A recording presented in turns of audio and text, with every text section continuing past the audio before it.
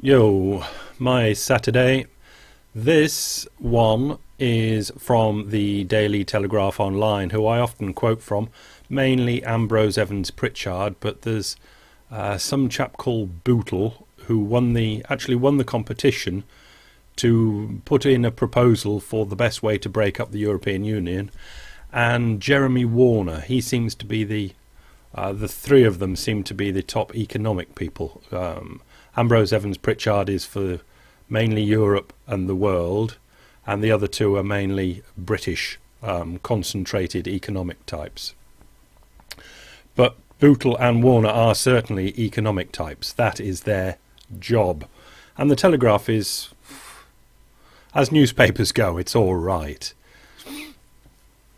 In some ways, it's often better than the Financial Times, but not often.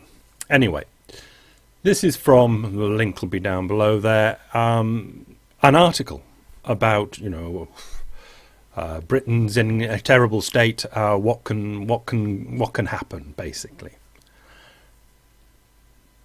Is there anything else the Bank of England can do to counter these headwinds? I'm not convinced that all this talk of headwinds is brilliant, but it's the modern way of speaking, so we understand what headwinds are.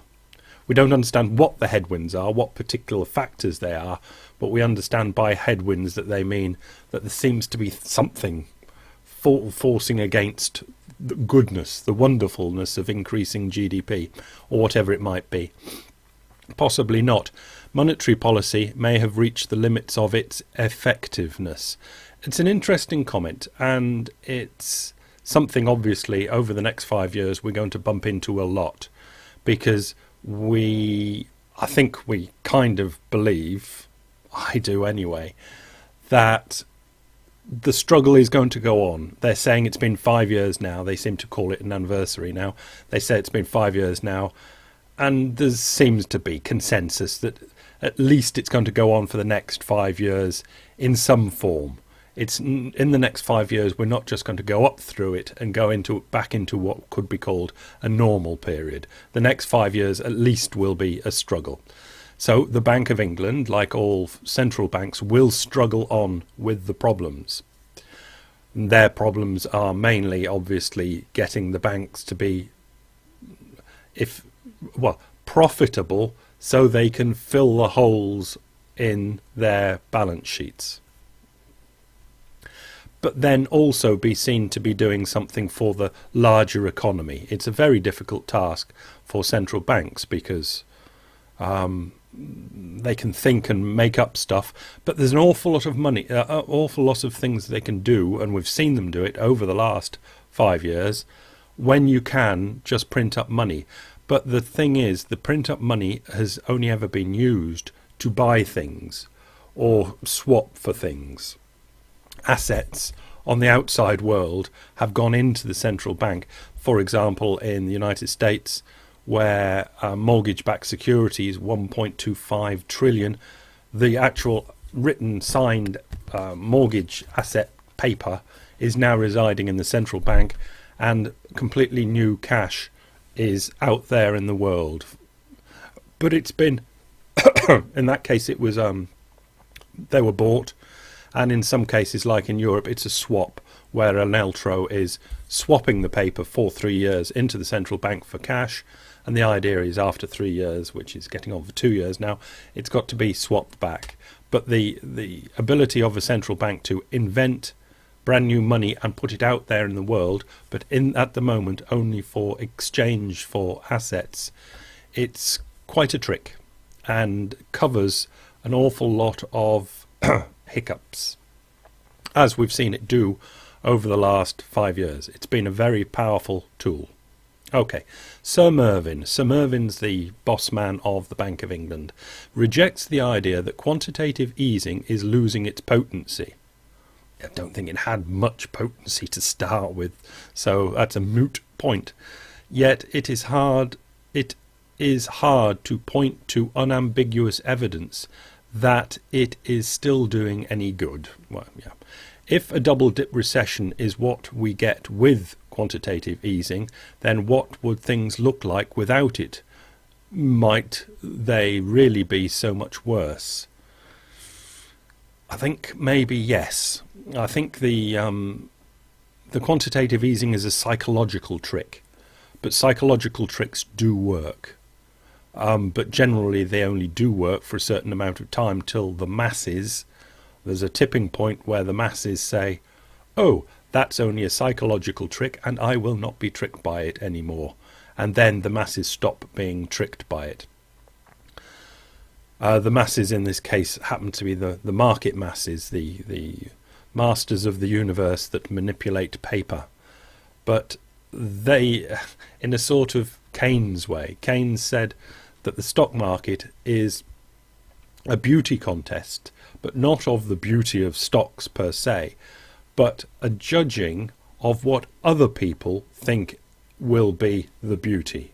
In other words, you're judging what other people think is beautiful in the stock market, not what actually is beautiful in the stock market. And that is the psychological thing now.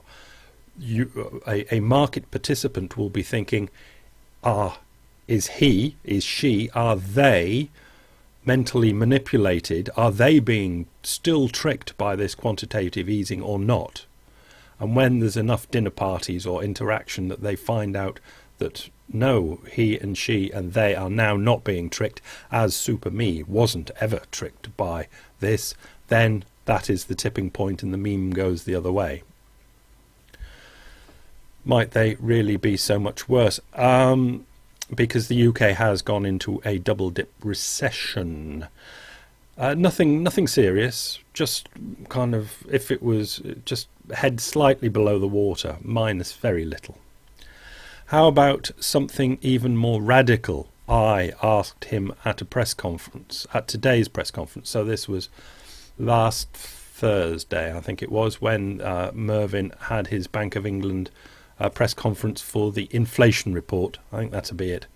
So representing the Telegraph, obviously Warner went down there and asked him, why not, for instance, simply cancel gilts? Gilts are British treasuries. The Bank of England has bought, cancel them. So the Bank of England has put out cash and bought in the bits of paper. These bits of paper that are not mortgages, they're gilts, which is the equivalent of treasuries, they're government bonds. Why not just tear them up? And then the Treasury in the United Kingdom could then tear up the equivalent on their books, and that'll drop the debt to GDP because that debt number would drop down. Okay. Why not, for instance, simply cancel the gilts the Bank of England has bought, thereby substantially reducing the national debt and creating the fiscal space for tax cuts? Fiscal space is you've dropped the debt of the country down by just tearing up the gilts at the central bank, and then the government has that space again because they were safe today at like the UK, like the United States is paying very little on its gilts, its treasuries. So if they're cancelled, you've got the space, the fiscal space, fiscal is government spending, to spend back up to that amount on stimulus measures, because you know if you spend back up to that amount, that will do good to the economy, and you'll only get back up to where you were today, and that where you were today was acceptable today, and probably it would be acceptable in, say, the year's time when you've spent back up to it, and that money you spend will do good in the economy, is the idea here.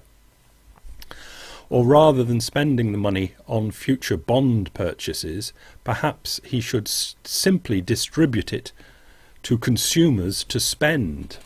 Milton Friedman's famous suggestion of helicopter drop. Now this is very difficult because, you know, it's easy to say it's been a bailout for the banks. What about a bailout for the people?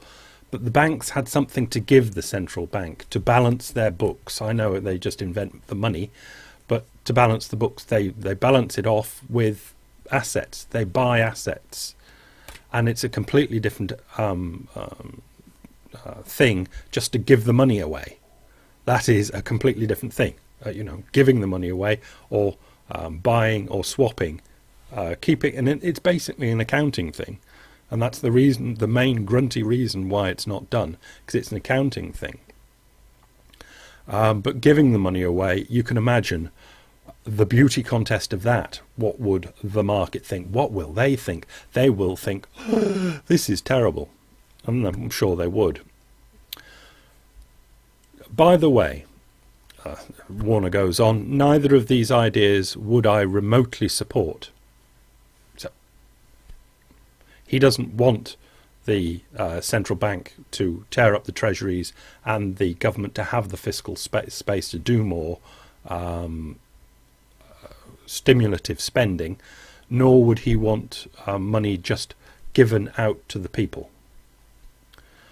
By the way, neither of these ideas I would remotely support. There is no reason why quantitative easing, as presently practiced, should prove seriously inflationary. This is good. Warner, he's picked up in his dinner parties from the fact that it's not seriously inflationary because the money isn't being lent out. That's what he'll be thinking. He's not quite up with what we'll call Steve Keen and what we've discussed in fives, that the quantitative easing money, they've swapped the assets into the central bank. The central bank money goes in their reserve column, which is huge, it's the bank's money, but banked with the central bank, and you've got reserves and excess reserves, so it kind of goes what I've called in the food hopper. You've got the reserves there, and then the excess reserves go stacked up on top. Excess reserves, but just call them reserves, call them what you like, cash on the banks of the books or cash on the banks of the central bank. It's all the same, it's all cash, but they don't need that cash actually to lend. There is no reason why quantitative easing as it presently practiced should prove seriously inflationary. You see, he's not quite sure of himself because he's put in seriously inflationary. It's kind of a hedge that he's not quite sure who to believe or who to pamper with these words. Provided it is quickly reversed once the economy picks up. And we go now, aha. Now what do you mean by that, Jeremy? Provided it is quickly reversed once the economy picks up. Now this is the sort of thinking that was prevalent about 4 years ago. And obviously is still prevalent now in certain circles. It's the idea that this money, that these bits of paper have got to be swapped back to the banks, and the cash has got to come off the bank's books and back solidly into the central reserve, into the central bank's books only. And then the banks only have bits of paper. They do not have actual cash. When it comes down to it, Jeremy Warner does believe that the banks do lend that stacked up amount of cash that they now have from the central banks having their bits of paper. That's obviously what he believes. Provided it's quickly reversed once the economy picks up. And we picked up on this about 4 years ago, that it'll never be reversed now. It can't be reversed. But if the money base is this stacked up reserves, it's the cash that vault cash plus all this called cash, not bits of signed paper assets, but actual cash, calling it on the bank's books or on the central bank's books, reserves. That's the monetary base. But if the monetary base is permanently expanded, like I'm saying it will be, either by monetizing the deficit or otherwise giving money away to support spending. Monetizing the deficit would be the tearing up. Or otherwise giving the money away to support spending. See, now you know he's lost. He hasn't got a clue what he's talking about. Because go to the second part of that. Otherwise giving the money away to support spending. Giving the money away. It is now the bank's money. The central bank gave it to the banks in exchange for paper. These assets. The banks aren't going to give it away. So he's completely and utterly confused himself. Otherwise giving the money away to support spending. He's gone now to helicopter drops, where the bank has got to somehow get the money out there to the people with no no recompense. And it's just, well, how do you do that? A central bank has, it can't do that. But the only way it can get money out to people is to buy things off the people. It can buy your golf clubs off you. It can buy your washing machine. But it can't just give you money. If it is ever to give you money, it must give you money via the government. The government must give you the money, and the central bank must do manipulations behind the scenes. But central banks cannot give you money. Central banks cannot give banks money.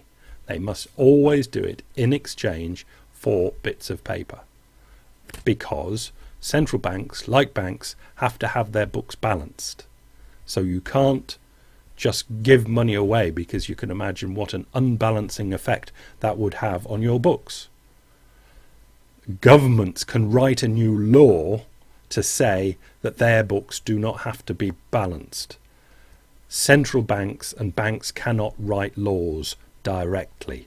They can only influence the way governments write laws. When it comes down to it, it is the governments that have all the power, not the central banks or the banks. If banks and central banks have power, it is at the discretion of government. And he says at the end, that way lies Weimar, which is just an utterly ridiculous thing to say. Which is a shame, because otherwise the article's not bad, because it explores some interesting things and gives us good discussion points. But to say Weimar, it's just madness. It's madness like for Germany.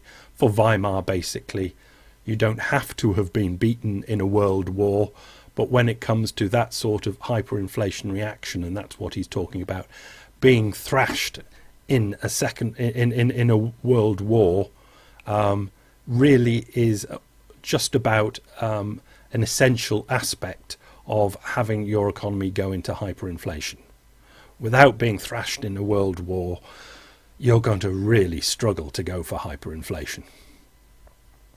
So he's talking nonsense. As are the modern day Germans, who lately have not been beaten in a world war, and they're really doing rather well. And the chances of anything hyperinflationary happening in Germany or anywhere else in the Western world is just about zero. Bye.